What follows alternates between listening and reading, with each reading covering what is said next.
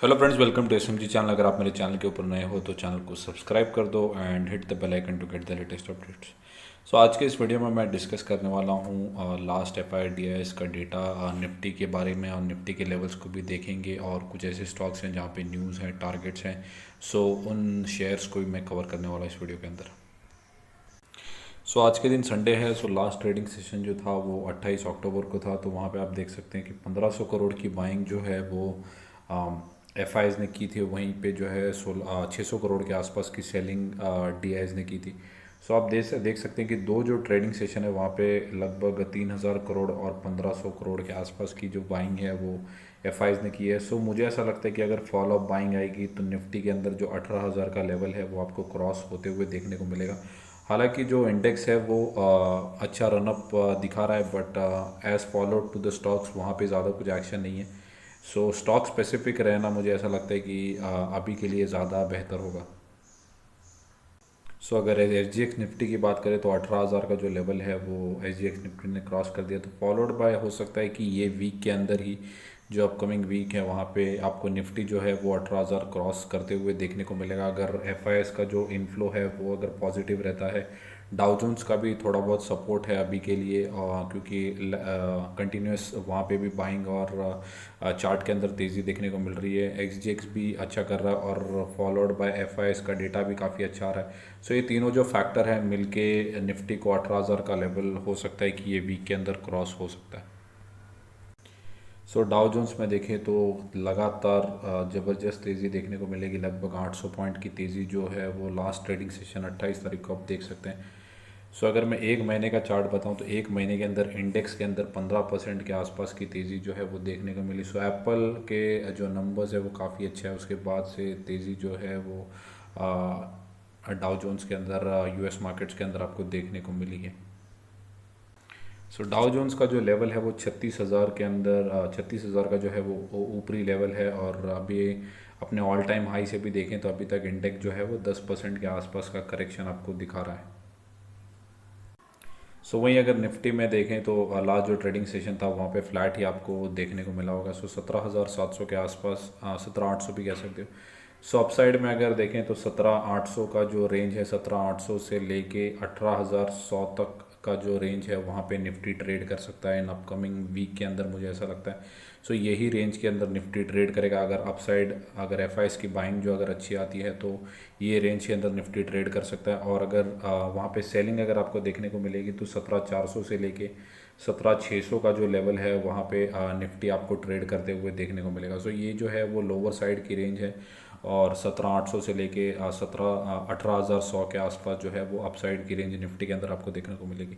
सो वहीं अगर Dow Jones के अंदर देखें तो 10% की जो गिरावट है वो डाउ जोन्स के अंदर अपने ऑल टाइम हाई से आपको देखने को मिलेगी। बट यहीं पे अगर निफ्टी की बात करें, सो 18,300 से भी अगर देखें तो सिर्फ 2-3% ही जो है निफ्टी करेक्टेड है अपने ऑल टाइम हाई से।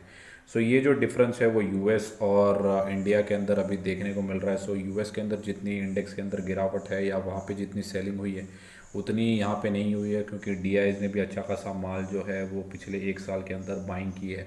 सो लास्ट सितंबर के आसपास से जो है FIs ने सेलिंग करना स्टार्ट किया था। तो वहाँ से लेके अब तक जो है इंडिया के अंदर इन्फ्लोज जो है वाया म्यूचुअल फंड्स और रिटेलर्स काफ़ी अच्छा पैसा आ रहा है। सो DIs ने काफ़ी ज़्यादा मार्केट को संभाल के रखा है। सो अगर DIs भी अगर इन्वेस्ट नहीं करते तो अभी तक आपको मार्केट, मुझे ऐसा लगता है कि 15-16 हज़ार के आसपास भी आपको देखने को मिल जाता। जैसे डाउ जोन्स के अंदर अच्छी खासी करेक्शन है, बट DIs का काफ़ी ज़्यादा सपोर्ट था, उस वजह से आप देखेंगे कि निफ्टी ने जो लेवल है वो काफ़ी ज़्यादा होल्ड करके रखा है। सो लास्ट डे पे देखें तो मारुति सुजुकी ने काफ़ी अच्छे नंबर जो पेश करके दिखाए थे। उसके बाद अगर रिज़ल्ट के बाद अगर आप देखें तो 5% के आसपास की तेज़ी जो है वो मारुति के अंदर देखने को मिली थी। सो इन्होंने जो है अभी उनके सेल्स काफ़ी ज़्यादा बढ़ते हुए देखने को मिले, और इन्होंने जो है प्राइस हाइक किया था, तो प्राइस हाइक का जो भी बेनिफिट है वो इनको हो रहा है। तो क्वार्टर ऑन क्वार्टर और ईयर ऑन ईयर जो है कंपनी ने काफ़ी अच्छा जो है प्रदर्शन करके दिखाया है। सो एक साल के अंदर देखें तो 25% के आसपास के रिटर्न्स हैं, लेकिन 5 साल के अंदर देखें तो ये जो दोनों बार हैं, ये दोनों बार के बीच में ही जो है मैं कहूँगा कि मारुति सुजुकी का शेयर जो ट्रेड कर रहा है। तो 5 साल के अंदर आप देखें तो सिर्फ 16% के आसपास के रिटर्न जनरेट करके मारुति ने दिए हैं। सो ये जो 10,000 का जो टॉप है, ये इसको अगर जो मारुति अगर क्रॉस करेगा तो मुझे ऐसा लगता है कि काफ़ी ज़्यादा चांसेस हैं कि उसके बाद अच्छी खासी रैली आएगी। सो अगर 52 वीक हाई भी देखें तो जो लास्ट ट्रेडिंग सेशन था 28 तारीख के आसपास, वहीं पे 9,500 के आसपास का जो हाई था, यहाँ पे आप देख सकते हैं, तो 9549 के आसपास का जो हाई है वही 52 वीक हाई है। सो एक साल में पहली बार जो था कंपनी ने अपना ऑल टाइम हाई तोड़ा था 28 तारीख के आसपास। सो कंपनी काफ़ी अच्छी है, बट अभी थोड़े टाइम से पूरा ऑटो जो सेक्टर है वो पूरा प्रेशर के अंदर है। सो अगर आप 5 साल के अंदर देखेंगे तो जो शेयर है वो कहीं पे भी गया नहीं है, सेम रेंज के अंदर ही ट्रेड करते हुए आपको देखने को मिलेगा। हालांकि पिछले टाइम से अगर आप देखें तो पिछले कुछ ईयर्स में अच्छा खासा परफॉर्म किया था, बट 2016 के आसपास 17 के आसपास शेयर ने इतना भी कोई अच्छे रिटर्न जो है जनरेट करके नहीं दिए। सो नेक्स्ट जो कंपनी है वो है नाइका। सो कल लास्ट ट्रेडिंग सेशन के दिन देखें 28 तारीख है तो 5% के आसपास की गिरावट जो है शेयर के अंदर देखने को मिली। सो हाल ही में कंपनी जो लिस्ट हुई है, कंपनी का अगर ऑल टाइम हाई से अगर देखें तो कंपनी ने जब से लिस्ट हुई आईपीओ से कंपनी ने कोई भी पैसे बना के नहीं दिए, उल्टे 54% के आसपास के नेगेटिव रिटर्न्स हैं। रिटेलर्स सॉरी शेयर होल्डर्स के जो पैसे हैं ऑलमोस्ट आधे कर दिया है कंपनी ने। कंपनी के अगर देखें सेल्स तो ठीक ठाक है, बट प्रॉफिट और आरओसी और आरओई अगर देखें तो वहाँ पे बहुत ज़्यादा जो डिसरप्शन है वो देखने को मिला। सो बैलेंस शीट के अंदर कोई इतना ज़्यादा इम्पैक्ट इनके नहीं है। ओपीएम भी अगर देखें तो 13% जो ओपीएम है वो लगभग 4% के आसपास हो चुके हैं। सो हर फैक्टर के अंदर जो कंपनी है वो मुझे तो ऐसा लग रहा है कि ख़राब प्रदर्शन कर रही है, और ये बैलेंस शीट भी ख़राब है। और हर क्वार्टर के अंदर मैंने ये भी देखा कि प्रमोटर्स जो अपना स्टेक है उसको हर क्वार्टर के अंदर सेल करते जा रहे हैं। सो कंपनी के प्रमोटर्स अगर शेयर को बाय करेंगे, खुद के कंपनी के अंदर इन्वेस्ट करेंगे, तो इन्वेस्टर्स का जो भरोसा है वो बढ़ता है। बट पिछले कुछ क्वार्टर्स के अंदर मैंने ये भी नोटिस किया कि कंपनी के जो शेयर्स हैं वो प्रमोटर्स हैं वो अपने शेयर को बेचते ही जा रहे हैं। सो मैं कहूँगा कि ऐसी कंपनी से आपको दूर ही रहना है, चाहे वो पेटीएम हो या जोमेटो हो। सो ये जो भी न्यू एज जो भी बिज़नेस है, इनके अंदर अभी तक भी कोई प्रॉफिट ऐसा जनरेट होते हुए देखा नहीं है, और नेक्स्ट 5 ईयर्स तक मुझे ऐसा लगता है कि इनको स्ट्रगल करना पड़ेगा।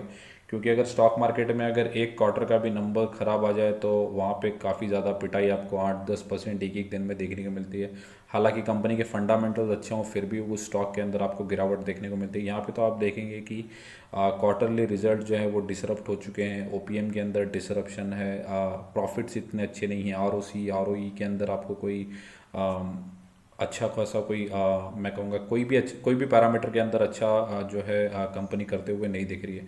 सो ऐसे स्टॉक्स के अंदर आपको दूर रहना, चाहे वो पेटीएम हो, जोमेटो हो, नाइका हो। मैं ये नहीं कह रहा कि कंपनी ख़राब है, बट ये कंपनीज को जो है वो अच्छा खासा प्रूव करके अपने को दिखाना होगा कि कंपनीज को कंसिस्टेंसी और कंसिस्टेंट बैलेंस शीट को भी पेश करना होगा, तभी इन्वेस्टर्स का जो भरोसा है वो कंपनीज के ऊपर बढ़ता रहेगा। सो नेक्स्ट जो कंपनी है वो है अनुपम रसायन। सो मैंने एक कंपनी की बैलेंस शीट पढ़ी है, बैलेंस शीट काफ़ी ज़्यादा अच्छी है मैं कहूँगा। सो बैलेंस शीट और हर पैरामीटर्स, बैलेंस शीट के जितने पैरामीटर्स है वहाँ पर अनुपम रसायन मैं कहूँगा कि काफ़ी ठीक ठाक और अच्छी बैलेंस शीट है। सो यहाँ पे देखिए तो जेफरीज की जो रिपोर्ट आई है, जो रेटिंग एजेंसी है, वहाँ पे इन्होंने बाई की रेटिंग दी है, और टारगेट जो है वो 1000 का लॉन्ग टर्म टारगेट दिया है फॉर ईयर। अगर आप देखें तो यहाँ से 35% के आसपास की तेज़ी आपको अनुपम रसायन के अंदर देखने को मिल सकती है। सो अगर आप ये कंपनी को होल्ड करते हैं तो मैं कहूँगा कि जो 1000 का टारगेट है उसके लिए होल्ड कर सकते हैं, उसके बाद अगर आपको शायद एग्जिट करना है तो आप कर सकते हैं। सो लॉन्ग टर्म के लिए कंपनी काफ़ी अच्छी है, कंपनी की बैलेंस शीट भी काफ़ी अच्छी है। सो अगर आप होल्ड करते हैं तो होल्ड करके रखिए। सो नेक्स्ट जो शेयर है वो है LIC। सो मैं कहूँगा कि LIC के अंदर मेरी कोई बाइंग की और सेलिंग की कोई भी सलाह नहीं है, क्योंकि जो ऑल टाइम हाई से काफ़ी ज़्यादा रिटेलर्स जो है वो फंसे हुए हैं। यहाँ पे देखें तो 32% के आसपास के नेगेटिव रिटर्न जनरेट करके दिए हैं कंपनी ने। और कंपनी के अंदर अभी हाल फिलहाल में न्यूज़ है कि कंपनी जो है वो शेयर होल्डर्स को बोनस भी दे सकती है और डिविडेंड भी दे सकती है। सो अपने शेयर होल्डर्स को जो है कॉम्पनसेट करने के लिए LIC के अंदर बोनस की न्यूज़ है। बट मैं यही कहूँगा कि बोनस की न्यूज़ आते ही मुझे ऐसा लगता है कि अगर शेयर के अंदर तेज़ी आएगी तो मैं कहूँगा कि सेल करो, बस सेल करके यहाँ से मैं कहूँगा कि LIC के काउंटर से हर जो तेज़ी होगी वो बेचने का मौका आपको होगा। जहाँ पे भी आपको लगे कि आपका लॉस बेयर हो सकता है तो मैं कहूँगा कि वहाँ से LIC से बेच के आपको अपने जो पैसे हैं, अगर कोई लाइफ इंश्योरेंस कंपनी के अंदर लगानी है तो वो SBI लाइफ भी हो सकता है और HDFC लाइफ के अंदर भी आप इन्वेस्टमेंट कर सकते हैं। सो मुझे ऐसा लगता है कि जब जब तेज़ी आएगी अगर बोनस के रिलेटेड, और अगर आपको लगेगा कि आपके भाव टू भाव आ रहा है, तो आप वहाँ पे बेच के जो है अपने पैसों को कहीं और इन्वेस्ट कर सकते हैं। सो हर तेज़ी के अंदर आपको मैं कहूँगा कि बेचना है। LIC के अंदर कोई फर्दर इन्वेस्टमेंट करने की कोई राय इस काउंटर के अंदर नहीं है, आप यहाँ पे बेच के चल सकते हैं। सो लगभग 5 लाख करोड़ के आसपास की जो है बाइंग में कह रहा हूँ, सॉरी, लिस्टिंग जो थी वो हो चुकी थी। वहाँ से अगर देखें तो 1.25 लाख करोड़ के आसपास का माल जो है वो इन्वेस्टर्स ने बेच दिया है। 3,75,000 करोड़ के आसपास का जो है मार्केट कैप अभी भी बचा हुआ है। सो LIC के अंदर अभी आप होल्ड करते हैं तो मैं कहूँगा कि हर बाउंस के ऊपर बेचिए। सो नेक्स्ट जो शेयर है वो SBI कार्ड्स एंड पेमेंट। यहाँ पे भी आप देख सकते हो लगभग 6% के आसपास की गिरावट आपको देखने को मिलेगी। जो रिजल्ट्स थे Q2 के वो अप टू द मार्क नहीं थे, उस वजह से आप देखेंगे कि यहाँ पे गिरावट देखने को मिली। जो मार्जिन्स के प्रेशर की वजह से नंबर्स इतने भी अच्छे नहीं आ पाए। बट मैं कहूँगा कि ये जो बिज़नेस है वो क्रेडिट कार्ड का बिज़नेस है। सो इनकी जो इनकम है वो इंटरेस्ट से ही होती है। सो ये जो कल्चर है क्रेडिट कार्ड का, ये धीरे धीरे इंडिया के अंदर बढ़ रहा है और इन फ्यूचर आपको देखने को मिलेगा कि क्रेडिट कार्ड्स के थ्रू जो है कंजम्पशन आपको बढ़ते हुए देखने को मिलेगा। सो HDFC बैंक हो, क्योंकि वहाँ पे जो क्रेडिट कार्ड्स HDFC बैंक और SBI कार्ड, सो ये दो मेजर लेंडर्स है इन इंडिया। सो इनको काफ़ी ज़्यादा बेनिफिट होगा। तो ये जो कल्चर है वो धीरे धीरे इंक्रीज़ हो रहा है इंडिया के अंदर। सो कंपनीज को benefit over the longer period of the time होगा। सो आप अक्यूमुलेशन कर सकते हैं अभी के लिए। हालांकि नंबर्स ख़राब आए थे उसके बावजूद भी जो रेटिंग एजेंसीज़ हैं उन्होंने 1050 के आसपास का टारगेट दिया है। जो कोटक इक्विटीज़ हैं उन्होंने भी 1000 के ऊपर का टारगेट्स जो है वो SBI कार्ड्स के ऊपर दिया है। सो अगर आप कंपनी को होल्ड करते हैं तो बेचने की कोई सलाह नहीं है, आपको होल्ड करके रखना है और ये जो भाव है वो भी आपको देखने को मिलेगा। सो अपकमिंग ये जो क्वार्टर भी गया है वहाँ पे दिवाली और ये पूरा Q3 जो है वो पूरा कंजम्पशन का क्वार्टर है। तो वहाँ पे बहुत सारे जो ऑनलाइन वेबसाइट्स थी वहाँ पे भी काफ़ी ज़्यादा ऑफर थे। तो SBI कार्ड्स को जो Q3 के अंदर है इसका बेनिफिट मिलते हुए देखने को मिल सकता है। सो शेयर का प्राइस हो सकता है कि अपकमिंग 3 मंथ्स के अंदर रिकवर हो जाए और आपको ये जो 1050 के लेवल्स हैं ये भी देखने को मिल जाए Q3 के नंबर्स के बाद। सो अगर आप होल्ड करते हैं तो मैं कहूँगा कि होल्ड की सलाह है, बेचने की गलती ना करिए SBI कार्ड्स को। सो नेक्स्ट जो शेयर है वो है टाटा कंज्यूमर्स प्रोडक्ट्स। सो इनके भी प्रोडक्ट्स काफ़ी ज़्यादा मार्केट के अंदर हैं जहाँ पे लोग बाइंग करते हैं। सो FMCG की ये भी जो है काफ़ी अच्छी कंपनी है। सो यहाँ पे भी अगर देखें तो KR चोक्सी जो कि फर्म है, रेटिंग फर्म, उन्होंने 964 के आसपास के जो टारगेट्स हैं वो टाटा कंज्यूमर्स प्रोडक्ट्स के लिए दिए हैं। सो अगर आप ये कंपनी को होल्ड करते हैं तो आप 964 या 1000 के टारगेट्स के लिए होल्ड करके रख सकते हैं। सो अगर मैं 1 साल का चार्ट बताऊं तो 1 साल के अंदर जो कंपनी है वो लगभग 7% के आसपास के ही गिरावट के अंदर आपको देखने को मिलेगी। सो अपने ऑल टाइम हाई से 10-11%। सो ज़्यादा मैं कहूँगा कि गिरावट as compare to other counters यहाँ पे देखने को इतनी नहीं मिली है। और यहाँ पे भी आप जो है SIP के वे में अगर आप बाय करके चलना चाहते हैं तो यहाँ पे भी आप SIP के वे में जो है स्टॉक को बाय करके चल सकते हैं for the targets of 964। So next जो स्टॉक है वो है एक्सिस बैंक। सो नंबर्स काफ़ी अच्छे आए थे। 28 तारीख को अगर देखें तो मार्केट फ्लैट था, यहाँ पे भी 1% के आसपास की गिरावट आपको देखने को मिली होगी। एक महीने के अंदर चार्ट शेयर ने जो है 23% के आसपास के रिटर्न जो है जनरेट करके दिए हैं। मैंने मल्टीपल टाइम्स मेरे वीडियोस के अंदर मैंने सिर्फ 4 बैंक्स को डिस्कस किया है, HDFC bank, ICICI bank, axis bank और कोटक महिंद्रा बैंक। सो ये 4 बैंक्स को मैंने ज़्यादा से ज़्यादा डिस्कस किया और मैंने ये भी कहा था कि कोई भी 2 लार्ज कैप बैंक्स के अंदर जो है आप इन्वेस्टमेंट करके चल सकते हैं। वहीं अगर एक्सिस बैंक देखो तो अभी के लिए आउट परफॉर्म कर रहा है।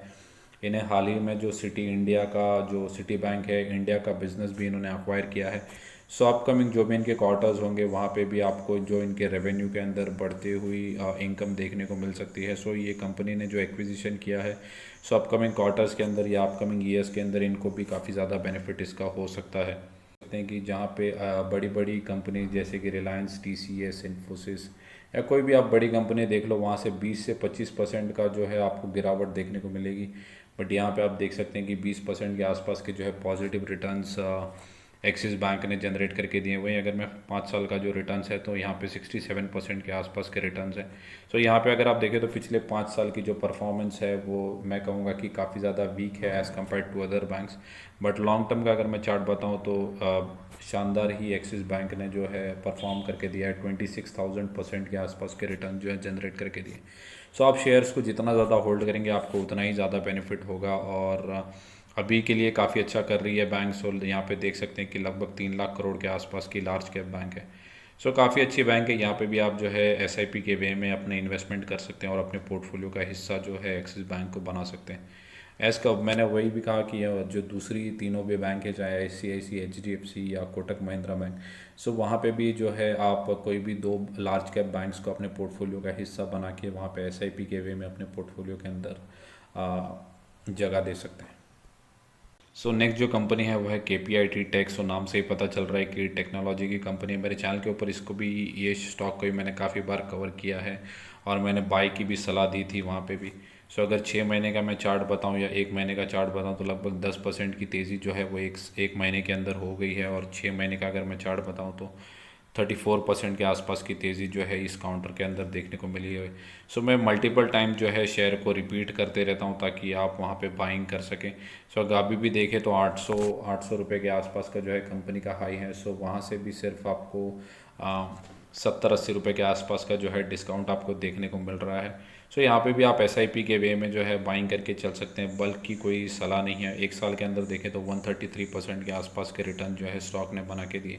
सो कंपनी काफ़ी अच्छी है। अभी इन्होंने 600 करोड़ के आसपास का जो है अधिग्रहण भी किया था। सो ये जो कंपनी इसको अक्वायर भी कर रहे हैं तो इन फ्यूचर जो है कंपनी का रेवेन्यू और प्रॉफिट दोनों भी बढ़ते हुए आपको ज़रूर देखने को मिलेगा। सो ये थी मेरी commentary for all the stocks and the Nifty. So अगर वीडियो अच्छा लगा होगा तो वीडियो को लाइक कर दो एंड चैनल को सब्सक्राइब। Thank you guys.